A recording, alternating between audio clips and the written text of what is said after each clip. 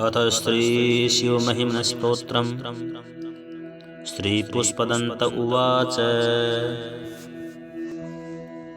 महिम्नः पारं ते परमविदुषो यद्य सदृशी स्तुतिर्ब्रह्मादीनामपि तदवसन्नास्त्वयि गिरे। अथावाच सर्वस्वमतिपरिणामावधिगृह्णन् ममाप्येष स्तोत्रे हरनिरपवादः परिकरः। अतीतः पन्थानं तव च महिमा वाङ्मनसयो रतद्व्यावृत्यायं चकितमभिधत्ते श्रुतिरपि। स कस्य स्तोतव्यः कतिविधगुणः कस्य विषय पदे द्वारवाचीने पतति न मनः कस्य न वच। मधुस्फीता वाचः परममृतं निर्मितवत् स्तव ब्रह्मन् किं वा गपिसुरगुरोर्विस्मयपदम्। मम त्वेतां वाणीं गुणकथनपुण्येन भवतः पुनामीत्यर्थेऽस्मिन् पुरमथनबुद्धिर्व्यवसिता। तव ऐश्वर्यं यत् जगदुदयरक्षाप्रलयकृत् त्रयीव स्तोभ्यस्तं तिसृषु गुणभिन्नासु तनुषु। अभव्यानामस्मिन् परदरमणीयामरमणिं विहन्तु व्याक्रोशिं विजधत इहैके जडदियः। किमिह किं कायः स खलु किमुपायस्त्रिभुवनम् किमाधारो धाता सजति किमुपादान इति च। अतर्केश्वर्ये त्वयनवसरदुःस्थो हतधियः कुतर्कोऽयं काश्चिन् मुखरयति मोहाय जगत्। अजन्मानो लोका किमवयववन्तोऽपि जगता मधिष्ठातारं किं भवविधिरनादृत्य भवति। अनीशो वा कुर्यात् भुवनजननेकः परिकरो यतो मन्दास्त्वां प्रत्यमरवरसंशेरत इमे। त्रयी साङ्ख्यं योगः पशुपतिमतं वैष्णवमिति प्रभिन्ने प्रस्थाने परमिदमदः पथ्यमिति च। रुचीनां वैचित्र्या ऋजुकुटिलनानापथजुषां नृणामेको गम्य त्वमसि पयसामर्णव इव। महुक्षः खट्वाङ्गं परशुरजिनं भस्मफणिनः कपालं चेतीय तव वरदतन्त्रोपकरणम्। सुरास्तां तां वृद्धिं ददति च भवद्भ्रूप्रणिहितां न हि स्वात्मा रामं विषयमृगतृष्णा भ्रमयति। ध्रुवं कश्चित् सर्वं सकलमपरस्त्वद्ध्रुवमिदं परो ध्रुव्याध्रुव्ये जगति गदति व्यस्तविषये।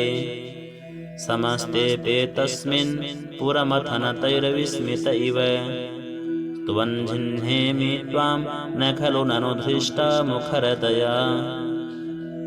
तवैश्वर्यं यत्नात् यदुपरि विरिञ्चो हरिरधः परिच्छेतुं याता वनलनमलस्कन्धवपुषः। ततो भक्तिश्रद्धा भरगुरुगृणाभ्यां गिरिशयत् स्वयं तस्थेताभ्यां न खलु स्वयं तस्थेताभ्यां तव किमनुवृत्तिर्न फलति। अयत्नादापद्य त्रिभुवनमवैरव्यतिकरम् दशास्यो यद्बाहो नभृतरणकण्डूपरवशान् शिरः पद्मश्रेणे रजतचरणाम्बोरुहबलेः स्थिरायास्त्वद्भक्ते त्रिपुरहरविस्फुर्जितमिदम्। अमुष्य त्वत्सेवा समधिगतसारं भुजवनम् बलात् कैलासेऽपि त्वदिवसतो विक्रमयतः अलभ्या पाताले प्यलसजतलाङ्गुष्ठशिरसि प्रतिष्ठा त्वय्यासे ध्रुवमुपचितो मुह्यति खल। यदृद्धिं सूत्राम्नो वरद परमोच्चैरपि सति मधश्चक्रे वाण परिजनविधेयस्त्रिभुवनः न तच्चित्रं तस्मिन् वरिवसितरि त्वच्चरणयोर् न कस्यान्योन्यत्यै भवति शिरसस्त्वय्यवनति अकाण्ड ब्रह्माण्ड क्षयचकितदेवासुरकृपा विधेयस्यासिद्ध्यस्त्रिनयनविशंसंहृतवत् सकल्माषः कण्ठे तव न कुरुते न श्रियमहो विकारोऽपि श्लाघ्यो भुवनभयभङ्गव्यसनिनः असिद्धार्था नैव क्वचिदपि सुदेवासरदरे निवर्तन्ते नित्यं जगति जैनो यस्य विशिखा स पश्यन्नि स त्वामितरसुरसाधारणमभूत्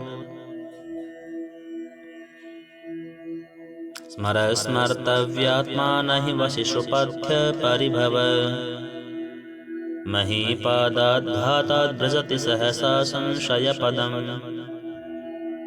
पदं विष्णोर्भ्राम्यद्भुजपरिघरोग्णग्रहगणम् मुहुर्द्योर्दोष्ठ्यं यात्यं निवृतजटाताडिततटा जगद्राक्षायै त्वं नटसि ननु वामैव विभूता यद्यापि तारागुणगणितफेनोद्गमरुचि प्रवाहो वारां यः पृषतलघुदृष्टशिरसि जगद्वीपाकारं जलधिवलयं तेन कृतमी तेनेनैवो नेयं धृतमहिमदिव्यं तव वपुः रथक्षोणीयन्तः शतधृतिरतेन्द्रो धनुरथो रथाङ्गे चन्द्रार्कौ रथचरणपाणिशर इति तिदक्षोस्ते कोऽयं त्रिपुरतृणमाडम्बरविधिर् विधेयै क्रीड्यन्त्यो न खलु परतन्त्रा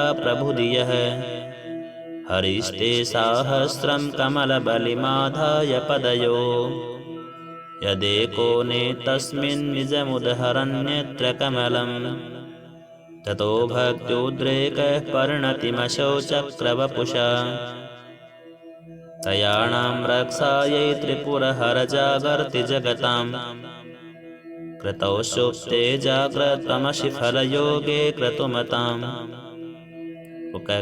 कुकर्मप्रध्वस्थं फलति पुरुषाराधनमृते अतस्त्वां सम्प्रेक्ष्य क्रतुषु फलदानं प्रतिभुवम् श्रुतौ श्रद्धां बद्ध्वा दृढपरिकरः कर्मषु जनः क्रियादक्षो दक्षक्रतुपतिरधीस्तस्तनुभृता मृषीणामार्त्वीज्यं शरणदसदस्यासुरगणा क्रतुभेशस्त्वस्तक्रतुफलविधानव्यसनिनो ध्रुवं कर्तुः श्रद्धा विधुरमभिचाराय हि मखाः प्रजानाथं नाथ प्रसमधिकं स्वां दुहितरं गतं रोहिद्भूतां हृदमयि सुमृशिष्यवपुषा धनुष्पाणिर्यातं दिवमपि सपत्राकृतममुं त्रसन्तं तेऽद्यापि त्यजति न वृकभ्याधरवसः स्वलावण्या संसादृतधनुषमह्नाय तृणवत् पुरः प्लुष्टं दृष्ट्वा पुरमथनपुष्पायुधमपि यदि स्त्रैणं देवी यमनिरतदेहार्धघटना दवैते त्वामद्धावतवरदमुग्धा युवतयः श्मशाने स्वः क्रीडा स्मरहरपिशाचा सहचरा स्थिता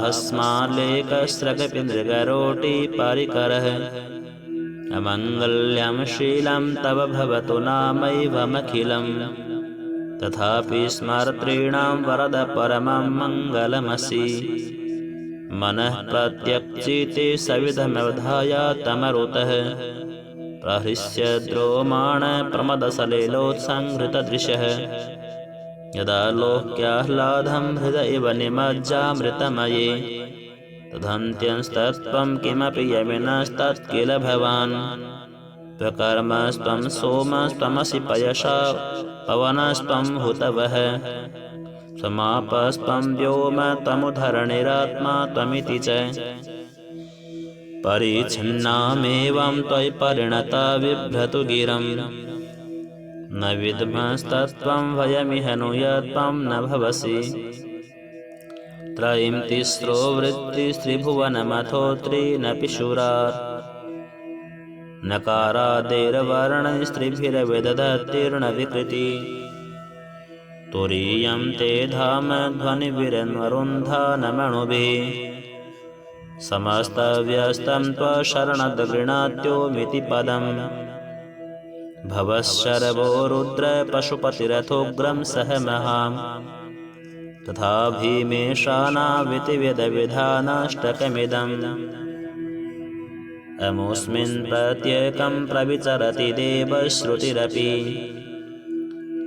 प्रियायास्मे धाम्ने प्रविहितनमस्योऽस्मि भवते नमो नेदिष्ठाय प्रियदवदविष्ठाय च नमो नमः क्षोदिष्ठाय स्मरहरमहिष्ठाय च नमः नमो वर्षिष्ठाय त्रिनयनयविष्ठाय च नमो नमः सर्वस्मै ते तदिदमिति शर्वाय च नमः बहुलरजसे विश्वोत्पत्तौ भवाय नमो नमः प्रबलतमसे तत्संहारे हराय नमो नमः जनसुखकृते सत्त्वोद्दीप्तौ मृडाय नमो नमः प्रमहसि पद्ये निस्त्रैगुण्ये शिवाय नमो नमः कृशपर्णतिचेतः क्लेशवस्य क्वचेदम् क्व च तव गुणसीमोल्लङ्घिनी सर्वदृद्धिः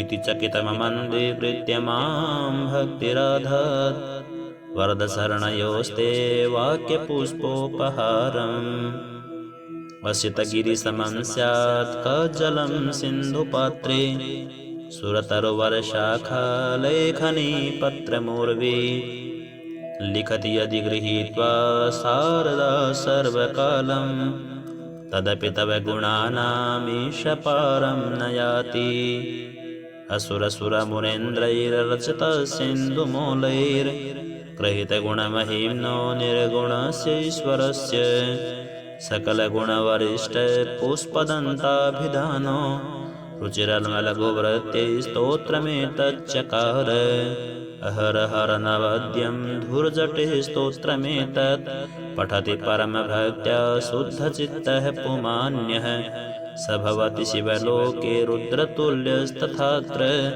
प्रचुरतरधनायोः पुत्रवान् कीर्तिमांश्च महिषाणां परो देवो महिम्नो न परस्तुतिः अघोराणां परो मन्त्रो नास्ति तत्त्वं गुरो परम् दीक्षादानं तपस्वीर्थं ज्ञानं यादाधिका क्रिया महिम्नस्तव पाठस्य क्लानार्हन्ति षोडशीं कुसुमदशननाम सर्वगन्धर्वराज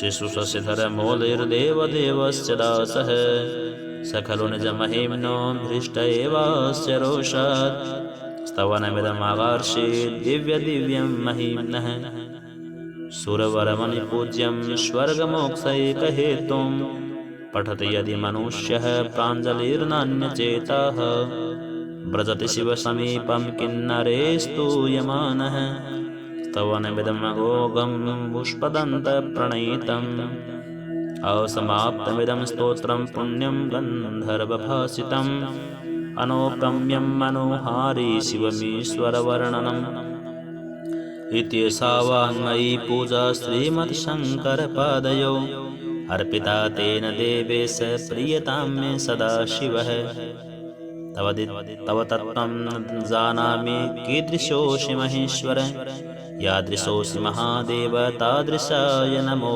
नमः एककालं द्विकालं वा त्रिकालं यः पठेन्नरः सर्वपापविनिर्मुक्तः शिवलोके महीयते श्रीपुष्पदन्त मुखपङ्कजनिर्गतेन स्तोत्रेण किल्बिषहरेण बहरप्रियेण कण्ठस्थितेन पठितेन समाहितेन सोप्रीणितो भवति भूतपतिर्महेशः।